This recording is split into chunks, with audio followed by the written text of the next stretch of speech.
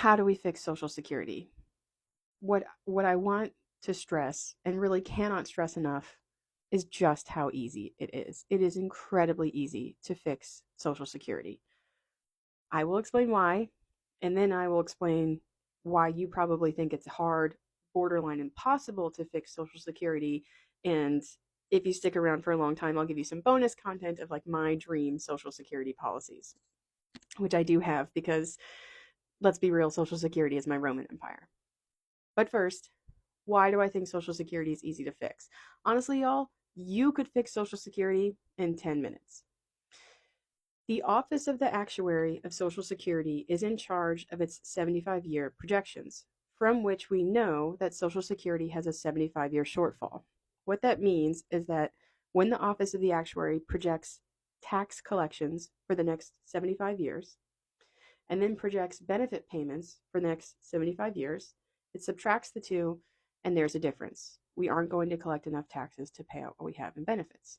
This is an actuarial shortfall, technically a long-range actuarial shortfall. That's an important distinction because the program is not in shortfall now and has not been for the past 40 years. In addition to these projections of the shortfall's size, Social Security's Office of the Actuary also projects solvency provisions, i.e., any policy that any member of Congress has proposed to fix Social Security. And every year, it just adds to every provision that's ever been suggested, and it costs each of those out in terms of the shortfall. They have currently 9 different types of policies that they cost out. Cost of living, or changes to the cost of living, monthly benefit amounts, the retirement age, benefits for family members, changes to the payroll tax, changes to covered earnings, investing in marketable securities, taxing benefits, and individual accounts. Across these 9 policy areas, they measure out the impact of 140 different policies. And here's where it gets really easy. These policies are expressed as a percentage of the shortfall they would fix. So if I told you that the actuarial imbalance is 3.6, who knows what that means? But if I told you that policy E21, eliminating the tax cap and subjecting all earnings to the payroll tax, I can tell you it would cover 70% of the 75-year shortfall. And I can come up with a similar number simply by reading it for 140 different policies. So you could solve Social Security in 10 minutes. You would just go shopping and be like, ooh, 70% on taxes. Love that. Let's get another, 10% by changing how much spouses get if they haven't worked, or whatever you want to do. They're all listed there.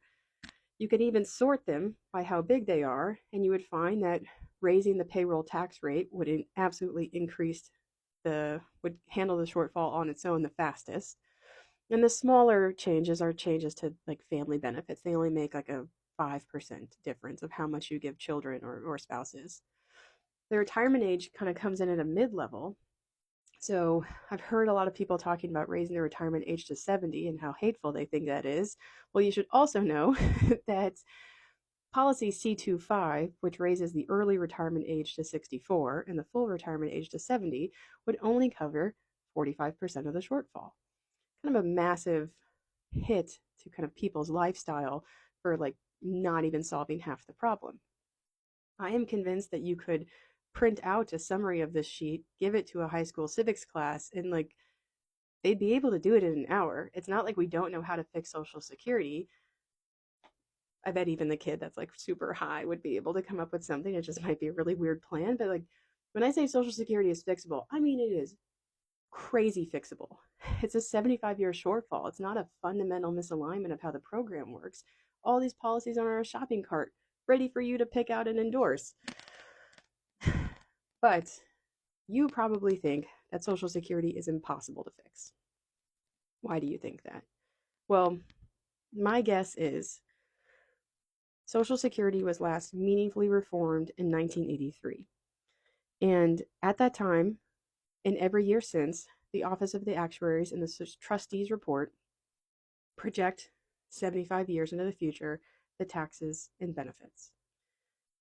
About 10 years after the reform in the early 90s, that 75-year projection, right? You go, taxes and benefits are going to the future. They're starting to get some daylight between them. And the 75-year shortfall emerged. However, it's a long range actuarial shortfall. So in the 90s, Social Security was raking in money.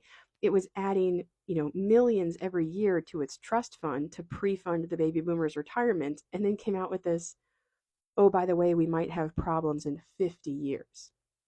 Every year since then, the 75-year shortfall has remained because it's a long run imbalance. So that means that even though Social Security has been on incredibly sound financial footing on a per year basis for the last 40 years, for the last 30 years, people have been telling you that it's going to run out of money one day. And you don't have any concept of people telling you it is raking it in right now. It's saved trillions of dollars for retirement in the future. It is in such sound financial footing. It is actively lending money to Congress through its investment in treasury bills. You don't hear that part. You just hear that Social Security is going to run out of money one day, and Congress has never fixed it. And they haven't fixed it, despite how easy it is and how, I'm going to put the link in my bio so that you could go to the solvency provision page and play around with the Office of the Actuary Provisions, if you feel like being nerdy. But, because the problem was projected so far out in the future, Congress basically has no incentive to fix it, even as the problem emerged in projection. I mean, if they had fixed it in 1994, it would have cost a fraction of what it will take to fix probably the year before the shortfall actually binds, which will be in another 10 to 15 years. They're going to do it in the most expensive way possible, but you probably think Social Security is on some like permanently unsustainable path because for 30 years people have been talking about how it's going to run out of money one day and not kind of clicking, that it hasn't run out of money and that it's going to be solvent for, if the message was Social Security is going to be solvent for 50 years, you'd probably think differently about Social Security. So that's probably why you think it's not fixable, because it has had a known problem for 30 years that will affect Social Security in the future that hasn't been fixed. And this kind of makes it seem like, well, therefore it must be unfixable and it's just not a sustainable program anymore. But that is wildly untrue.